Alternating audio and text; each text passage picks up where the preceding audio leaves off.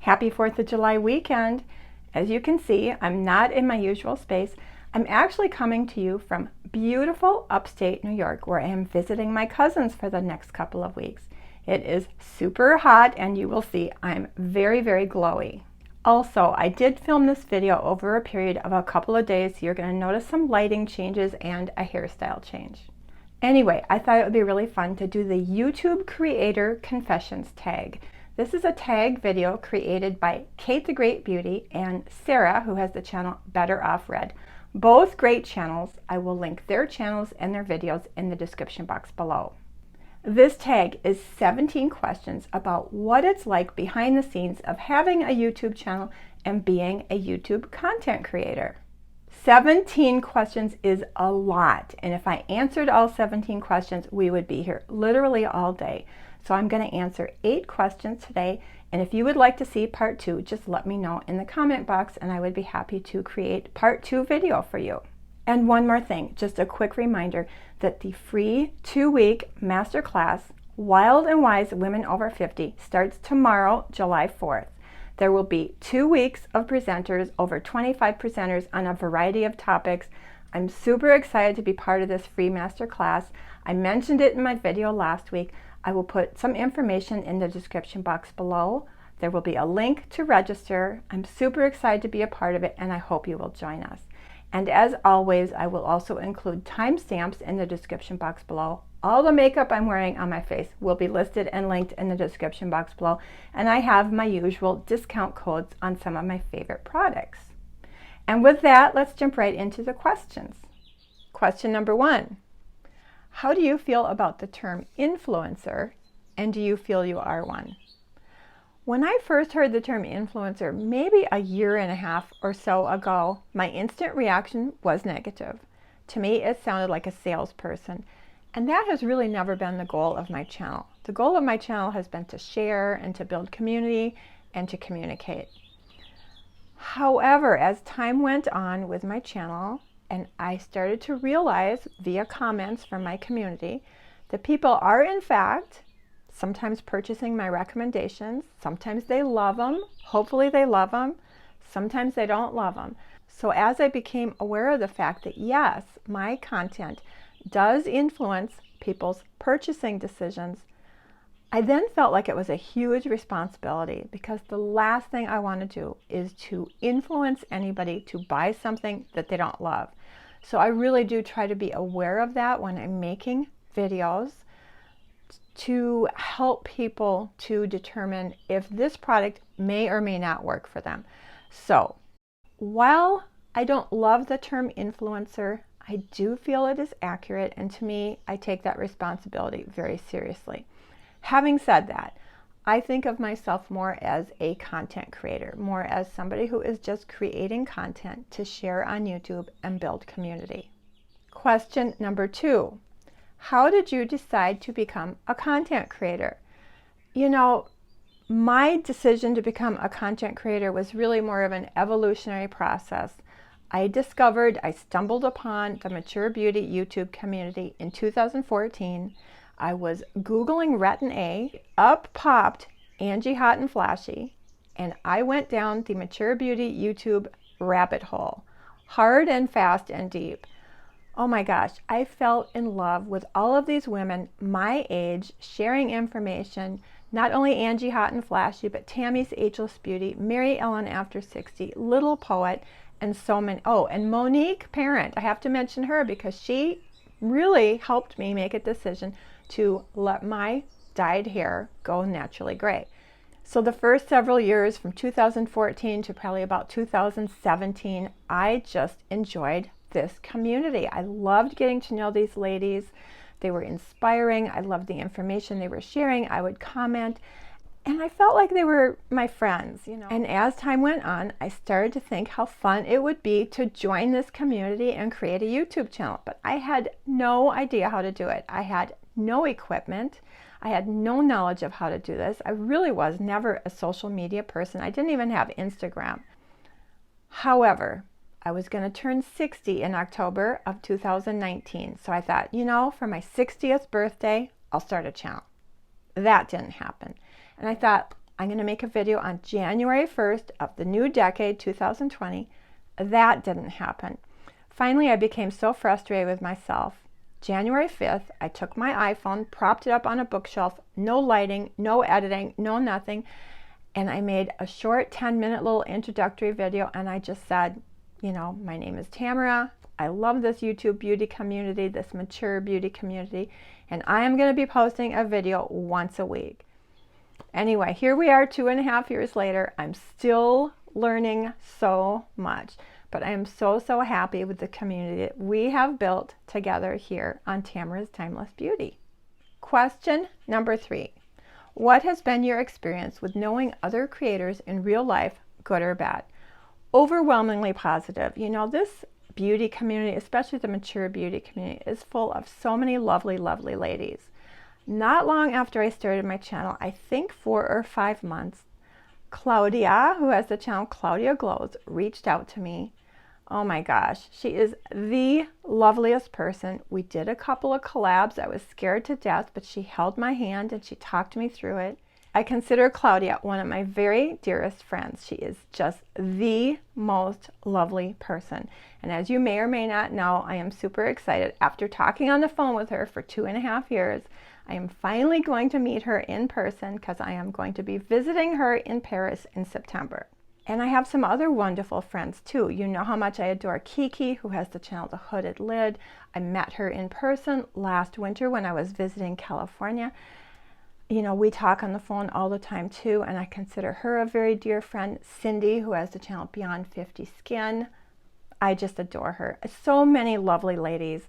Lisa, Monique, so many lovely ladies. I don't want to keep naming names because I don't want to leave people out. There's been a lot of ladies that I've collabed with, that I've enjoyed talking on the phone with, but it's just like any large community. Some people you're going to become super close with and you're going to be talking on the phone all the time, and others are going to be a little bit more social acquaintances. But so far, everybody that I have come in contact with, everybody that I have collabed with, everybody I've talked on the phone with has been lovely.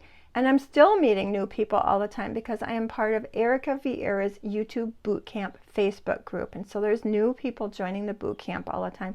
Anyway, overall, this community has been really positive, really supportive of each other. And I am just really happy that I am a part of it. Question number 4. Do you accept sponsorships and how do you feel about them? You know, I am all for sponsorships. I am 100% in support of any YouTuber who has a sponsorship for a product that they use and love and highly recommend. Up until very recently, I have not accepted any sponsorships. Even as a smaller YouTuber, you get a lot of emails offering to send you product for review, offering to pay you to talk about a product. But for whatever reason, I just really wasn't comfortable accepting sponsorships. Until very recently. You know, I've been using Curology for the past couple of years, using and loving it and thinking that would be a perfect sponsorship for me. So when they developed their sister company, an agency offered me a sponsorship, I was absolutely beyond excited because this is a product that I use and love and highly recommend. I'm going to do a video anyway. Overwhelmingly, my partnership with agency has been extremely positive. Not only have they been easy to work with, they wanted me to incorporate it very organically into my content.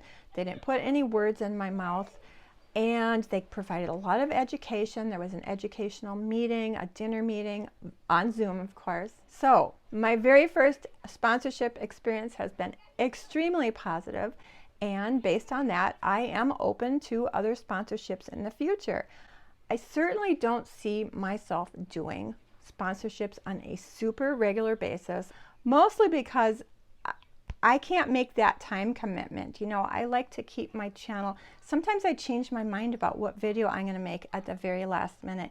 And with sponsorships, you are committed to times and dates, and you have to submit your video for approval sometimes. Sometimes you have to make revisions. So that just adds a lot of pressure and a lot of anxiety and a lot of stress. So yes, I'm open to sponsorships for products I use, love, and can highly recommend. I am in support of other people who do sponsorships, but I don't see myself doing sponsored videos on a super regular basis. If I am doing a sponsorship, you know it is for a product that I absolutely love.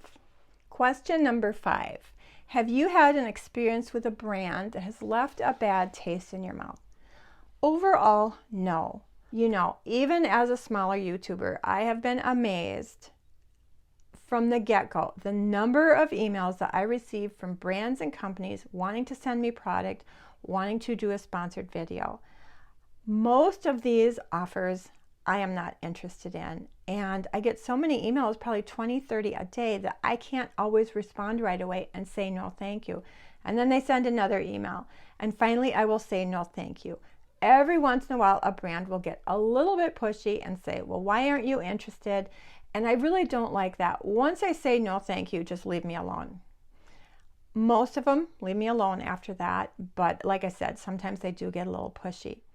Having said that, I am grateful that companies are in fact emailing me and offering to send me products for review. It can be really, really expensive to buy so many products for review on your channel. And I have been able to discover some products that I may not have discovered if I had not received them in PR for review. However, before I accept any products in PR for review, I always make sure that I'm under no obligation to post a video. And if they agree to that, bring on the products. I'm happy to try them. Oh my gosh, I'm going on and on. Let's get back to the question. Have I had a negative experience with a brand? No, I have not. I do have one experience I'd like to share with you, and although it's not really a negative experience, it was sort of an enlightening experience. And this is a brand, a larger, popular luxury brand. I do have a few of their products I absolutely love, offering to send me product and PR for a review and a potential sponsorship. And so when I read the rules of the sponsorship, it was pretty interesting. There were words and phrases and sentences that I would be required to use in a video if I in fact accepted this sponsorship. Now, I wasn't really familiar enough with their products. I had a couple of products that I used and loved, but the products that they wanted me to include in the video and they were going to send to me in PR, I just didn't feel comfortable enough that I knew those products well enough. But more importantly, the words and phrases and sentences that were required to be included in the video just did not feel organic to me. I just could not see myself saying those words. So I said, no, thank you. And a couple of months later, I started seeing other YouTubers, some big YouTubers with a sponsorship with this company, saying those exact words, phrases, and sentences very organically, and I'm sure very, very honestly. That just wasn't me. So, you know, that was an interesting and enlightening experience. And that is one of the reasons I was really excited to be working with agency in a sponsored partnership. Agency did not have any words, phrases, or sentences that they wanted me to include in my video. In fact, they were very clear that they wanted me to talk very organically about my feelings about their products. They really didn't have any rules, and I really, really appreciated that. Bottom line, to answer question number 5, have I had any negative experiences working with brands? You know, aside from a couple of pushy emails here and there, aside from an interesting sponsorship offer, which I was free to turn down, overall, my experience working with brands has been very, very positive. I'm grateful to be receiving PR and to be working with certain brands like Dermatology, Mysama, Sleep and Glow, High L Hair, Sigma Beauty. I'm not going to name them all, but I'm grateful to be receiving PR.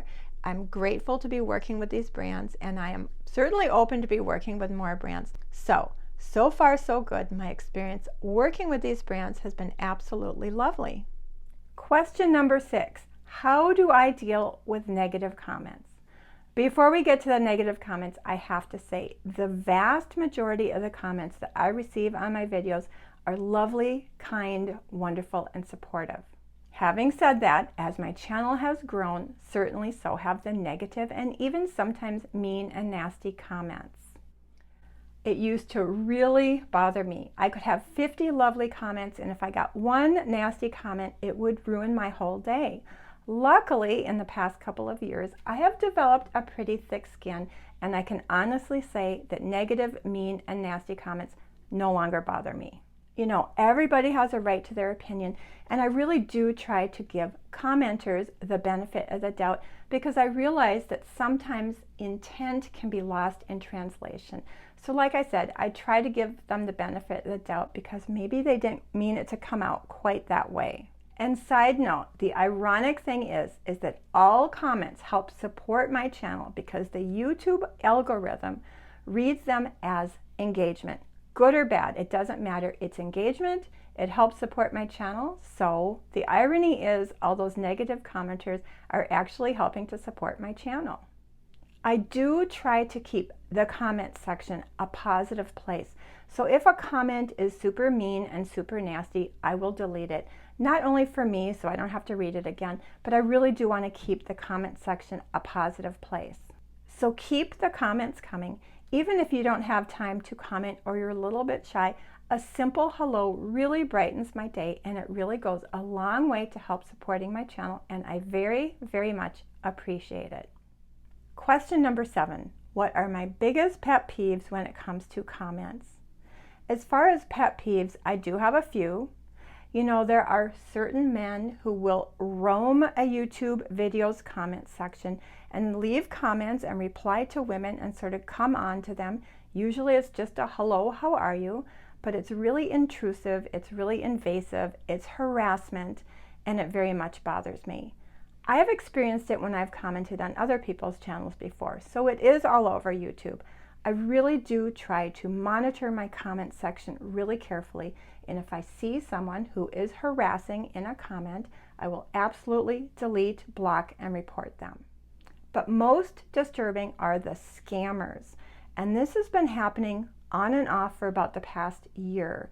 And it is where somebody impersonates a YouTube creator. There will be even a little photograph of the YouTuber. They will reply to your comment and they will say, you won something, call this number. They may even ask for money. Please know those are scammers. Nor will any YouTuber ever ask you to call them on the phone. They will never ask you for money. Those are scammers. Like I said earlier, I really do try to monitor my comment section, delete, block, and report. So please be careful out there. Last question, question number 8. What is my favorite part of being a YouTube content creator? That's an easy question. Simply put, the answer is you. I love the community that we are creating here on my channel. I love the sharing and the support of one another that I see in the comment section. I look forward to visiting with you each Sunday. I know we don't know each other in person, but I am starting to feel like I'm slowly getting to know many of you. And I have to say a huge thank you. So many of you reached out to my friend Kiki, who has the channel The Hooded Lid, when she lost her beloved beagle, Lucy. You know, this community is lovely, kind, and supportive, and is absolutely my favorite part of having this channel. And on that note, a final reminder that the Wild and Wise Women Over 50 2-week masterclass starts tomorrow, July 4th. Information is in the description box, as well as a link to register. I'm super excited about being a part of this masterclass, and I hope you will join me. And with all that being said, please have a safe, happy, and healthy holiday weekend, and I hope to see you in my next video. Thank you. Bye.